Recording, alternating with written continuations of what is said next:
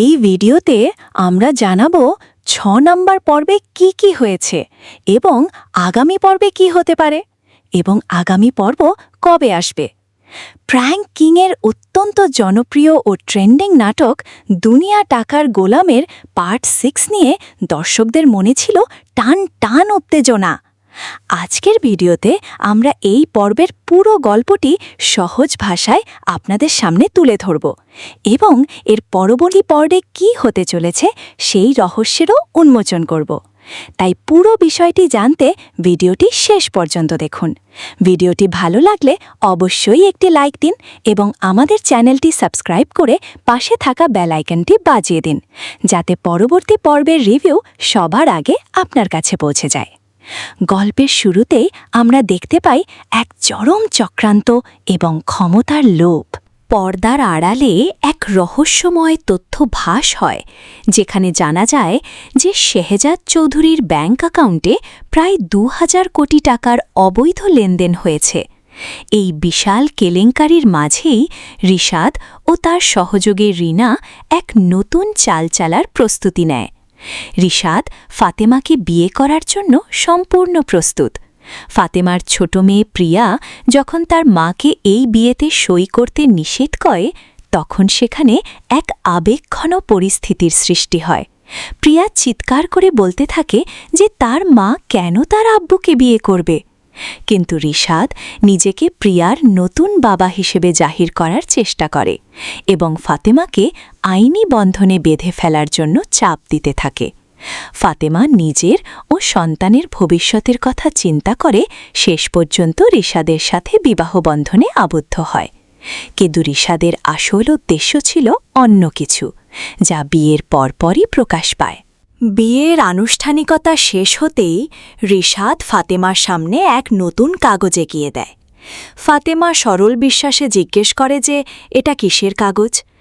রিশাদ ধূর্ততার সাথে উত্তর দেয় যে এটি আসলে একটি পাওয়ার অফ অ্যাটর্নির কাগজ। সে ফাতেমাকে বোঝায় যে শেহজাদ যেহেতু এখন নেই, তাই কোম্পানির সব দায়িত্ব এখন ফাতেমার ওপর। কিন্তু কোম্পানি যাতে লোকসানের মুখে না পড়ে আর ফাতেমা যেহেতু একা সবকিছু সামলাতে পারবে না, তাই রিশাদ নিজেই কোম্পানির হাল ধরতে চায়। সে ফাতেমাকে কোনো কিছু না পড়ে আর মায়ের সাথে কথা না বলেই কাগজে সই করে দেওয়ার জন্য প্ররোচিত করে। ফাতেমা কোনো কিছু না ভেবেই সেই পাওয়ার অফ অ্যাটর্নির কাগজে সই করে দেয়।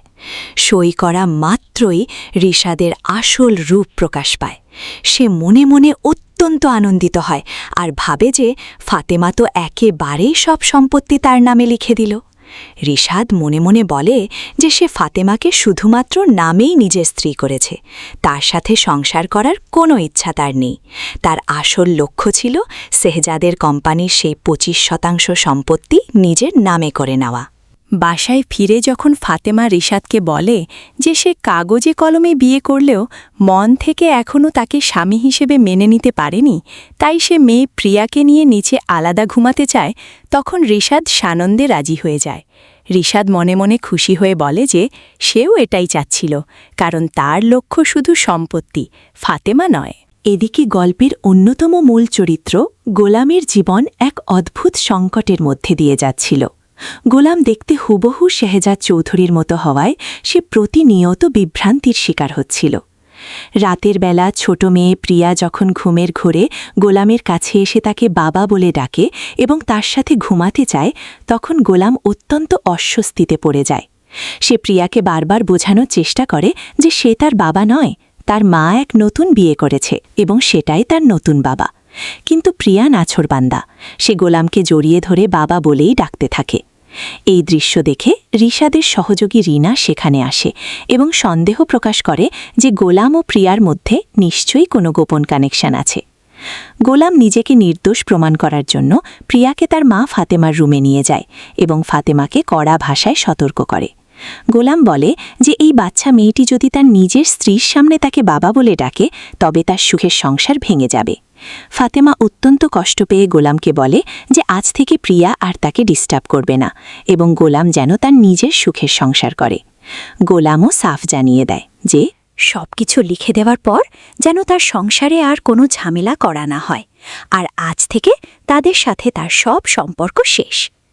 ফাতিমা তখন মনে মনে প্রতিশোধের আগুন জ্বালিয়ে বলে যে গোলাম কিভাবে তার চোখের সামনে সুখে সংসার করে তা সেও দেখে নেবে। পরদিন সকালে রিশাদ ফাতেমার দেওয়া পাওয়ার অফ অ্যাটর্নির কাগজ নিয়ে শেহজাদ চৌধুরীর অফিসে গিয়ে হাজির হয়। সে অফিসের সমস্ত কর্মচারীদের সামনে ঘোষণা করে যে এই অফিসের বর্তমান মালিক শেহজাদ চৌধুরী আর নেই। এখনকার মালিক ফাতেমা খান এবং ফাতেমা তাকে পাওয়ার অফ অ্যাটর্নি দিয়েছে। তাই আজ থেকে এই অফিসের সিইও এবং সর্বেসর্বা হল রিশাদ নিজেই। অফিসের পুরনো কর্মচারীরা যখন তাদের শেহজাদ স্যারের খোঁজ জানতে চায় তখন রিশাদ তাদের ধমক দিয়ে চুপ করিয়ে দেয়। সে পুরনো ম্যানেজারকে ডিমোশন দিয়ে তার জায়গায় রিনাকে নতুন ম্যানেজার হিসেবে নিয়োগ দেয়। রিশাদ অফিসে কড়া নিয়ম জারি করে বলে যে এই অফিসে কোনো ফিসফিসানি চলবে না এবং তার নিয়মেই অফিস চলবে, অন্যথায় সবাইকে ঘাড় ধাক্কা দিয়ে বের করে দেওয়া হবে। গল্পের পরবর্তী অংশে আমরা দেখতে পাই ঋতু এবং তার বান্ধবীকে।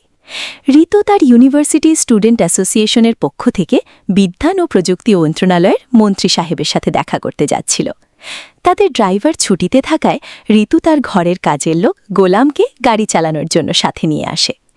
ঋতু বান্ধবী গোলামকে দেখে অত্যন্ত তুচ্ছতাচ্ছিল্য করে এবং বলে যে একটা সাধারণ কাজের লোককে সাথে নিয়ে আসলে মন্ত্রী সাহেবের সামনে ঋতুর মানসম্মান কোথায় গিয়ে খেকবে। ঋতু তখন গোলামকে কড়া নির্দেশ দেয় যে সে যেন মন্ত্রী সাহেবের অফিসে গিয়ে নিজেকে শুধু একজন ড্রাইভার হিসেবে পরিচয় দেয় এবং ভুলেও যেন কারো সামনে এটা প্রকাশ না করে যে সে ঋতুর হাজব্যান্ড।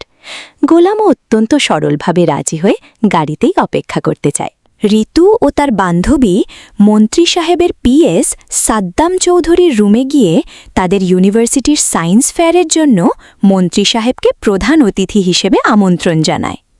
কিন্তু পিএস সাদ্দাম অত্যন্ত অহংকারের সাথে তাদের ইনভাইটেশন রিজেক্ট করে দেয় এবং বলে যে মন্ত্রী সাহেব এমন সস্তা কোনো অনুষ্ঠানে যান না।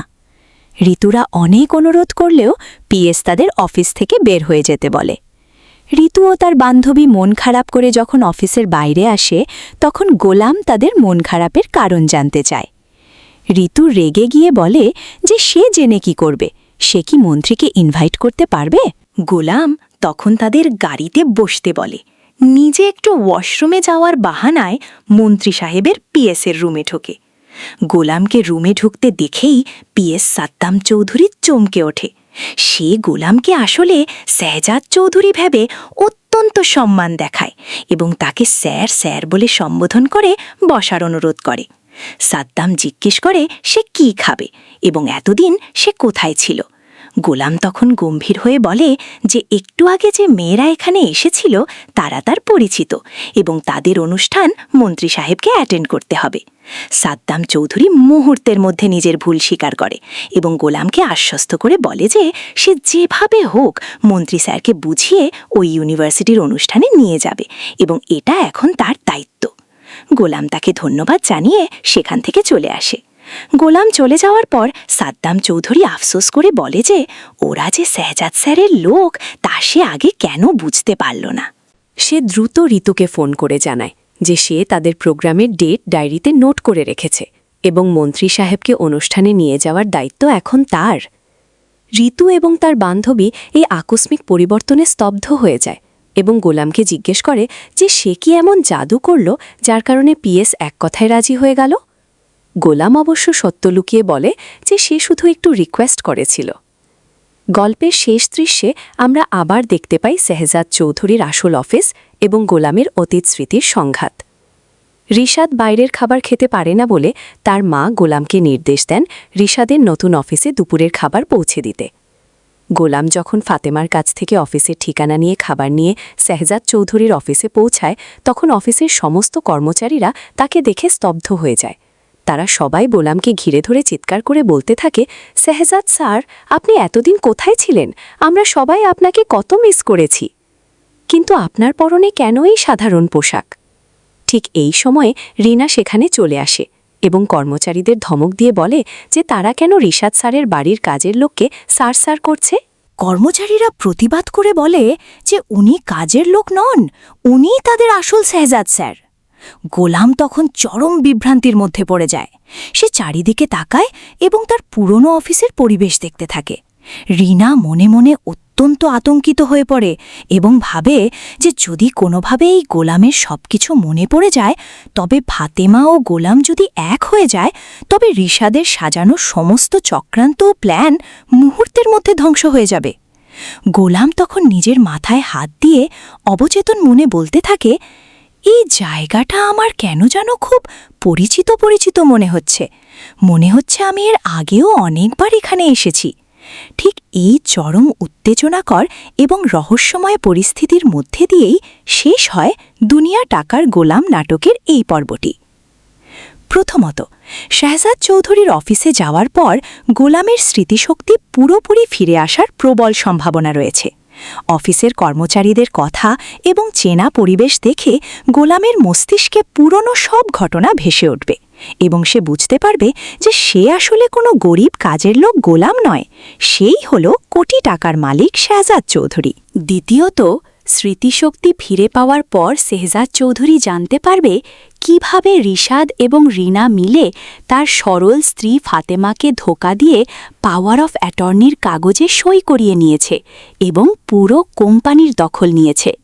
শেহজাদ তখন ফাতেমার সামনে নিজের আসল পরিচয় প্রকাশ করবে এবং ফাতেমাকে রিশাদের এই মস্ত বড় জালিয়াতি থেকে রক্ষা করার জন্য আইনি লড়াই শুরু করবে। তৃতীয়ত, ঋতু এবং তার পরিবার, যারা গোলামকে এতদিন সস্তা কাজের লোক এবং ড্রাইভার হিসেবে অবহেলা ও অপমান করেছে, তারা যখন জানতে পারবে যে গোলামই আসলে বিখ্যাত ব্যবসায়ী শেহজাদ চৌধুরী, তখন তাদের পায়ের নিচ থেকে মাটি সরে যাবে। বিশেষ করে ইউনিভার্সিটির অনুষ্ঠানে যখন মন্ত্রী সাহেব শেহজাদ চৌধুরীকে দেখে প্রধান অতিথি হিসেবে সম্মান দেখাবেন, তখন ঋতুর সামনে গোলামের আসল সত্য উন্মোচিত হবে। দুনিয়া টাকার গোলাম পার্ট 6-এর এই ব্লকবাস্টার পর্বের পর দর্শক মহলে পার্ট 7 বা এর পরবর্তী এপিসোড নিয়ে অধীর আগ্রহ তৈরি হয়েছে। প্র্যাঙ্ক কিং ইউটিউব চ্যানেলের অফিসিয়াল শিডিউল অনুযায়ী এই ধরনের ধারাবাহিক নাটকগুলোর পরবর্তী পর্ব সাধারণত আগামী 7 থেকে 10 দিনের মধ্যে রিলিজ করা হয়। সেই হিসেবে আগামী সপ্তাহের মধ্যেই আমরা এই নাটকের পরবর্তী ধামাকা এবং গোলামের আসল শাহজাদ চৌধুরী হয়ে ওঠার গল্প দেখতে পাব।